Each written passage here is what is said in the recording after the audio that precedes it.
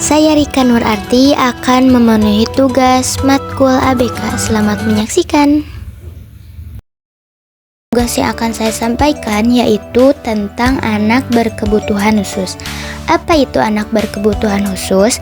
Anak berkebutuhan khusus adalah anak yang memerlukan penanganan khusus karena adanya gangguan perkembangan dan kelainan yang dialami anak. Berkaitan dengan istilah disabilitas, maka anak berkebutuhan khusus adalah anak yang memiliki keterbatasan di salah satu atau beberapa kemampuan, baik itu bersifat fisik seperti tunanetra dan tunarungu maupun bersifat psikologis seperti autisme dan ADHD. Secara umum dapat disimpulkan bahwa anak berkebutuhan khusus adalah anak dengan karakteristik khusus yang berbeda dengan anak pada umumnya, tanpa selalu menunjukkan ketidakmampuan mental, emosi, atau fisik. Istilah lain bagi anak berkebutuhan khusus adalah anak luar biasa dan anak cacat. Anak dengan berkebutuhan khusus dapat diartikan secara simpel sebagai anak yang lambat atau mengalami gangguan yang sangat sukar untuk berhasil di sekolah sebagaimana anak pada umumnya. Ada beberapa faktor yang dapat menyebabkan anak berkebutuhan khusus. Di antaranya yaitu nomor 1, faktor genetik. Faktor ini diturunkan dari orang tuanya sendiri. Kemudian nomor 2 yaitu infeksi. Infeksi bisa melalui virus yang menyerang ibu hamil seperti polio dan meningitis. Yang ketiga yaitu keracunan. Keracunan janin dapat disebabkan oleh ibu yang mengkonsumsi alkohol berlebihan atau obat bebas tanpa pengawasan dokter. Yang keempat yaitu trauma. Kejadian yang tidak terduga yang terjadi kepada anak seperti proses kelahiran yang sulit. Faktor yang kelima yaitu kekurangan gizi. Waktu tumbuh kembang merupakan faktor penting terhadap kecerdasan anak. Kemudian faktor yang keenam yaitu faktor internal. Kondisi yang dimiliki anak seperti tidak bisa melihat, tidak bisa mendengar, ataupun tidak bisa berbicara. Dan faktor yang terakhir yaitu faktor eksternal, yaitu faktor yang berasal dari luar, seperti bullying ataupun konflik keluarga. Ciri-ciri anak berkebutuhan khusus secara fisik. Yang ke-1, anak memiliki bentuk wajah tidak lazim. Yang kedua, mata miring, lidah tebal, dan leher pendek. Yang ketiga, mata mendekat ke hidung atau sebaliknya dari sudut normal. Kemudian, ada ciri-ciri anak berkebutuhan khusus secara komunikasi dan interaksi sosialnya.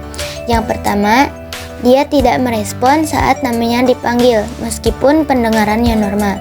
Yang kedua, dia tidak pernah mengungkapkan emosi. Yang ketiga, dia tidak peka terhadap perasaan orang lain. Yang keempat, dia tidak bisa memulai atau meneruskan percakapan. Yang kelima, dia tidak bisa meminta sesuatu. Yang keenam, dia sering mengulang kata namun penggunaannya kurang tepat.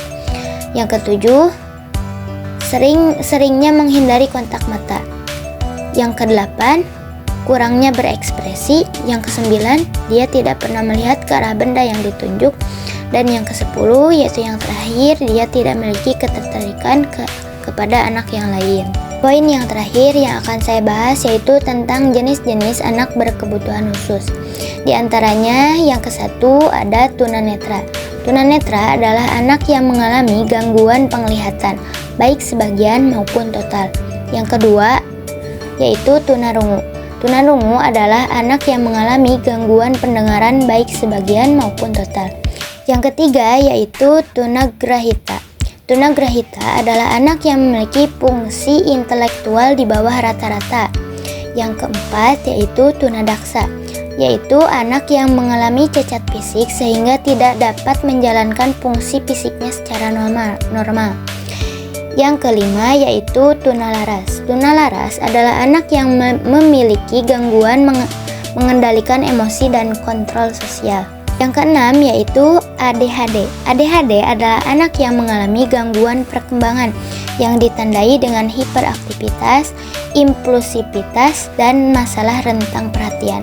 Kemudian yang ketujuh yaitu anak autisme. Anak autisme adalah anak yang mengalami gangguan perkembangan saraf yang mengganggu perilaku, komunikasi, dan interaksi sosialnya. Kemudian yang ke-8 yaitu anak yang kesulitan belajar. Anak yang kesulitan belajar adalah anak yang mengalami hambatan atau penyimpangan pada proses belajarnya.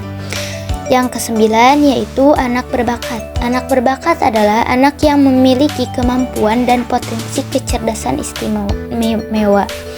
Yang ke-10 yaitu anak dengan gangguan ganda. Anak dengan gangguan ganda ini adalah anak yang memiliki 2 atau lebih dari gangguannya. Yang terakhir yaitu yang ke-11 yaitu lambannya belajar. Anak yang memiliki potensi intelektual sedikit di bawah rata-rata tetapi belum termasuk gangguan mental. Sekian yang dapat saya sampaikan. Terima kasih.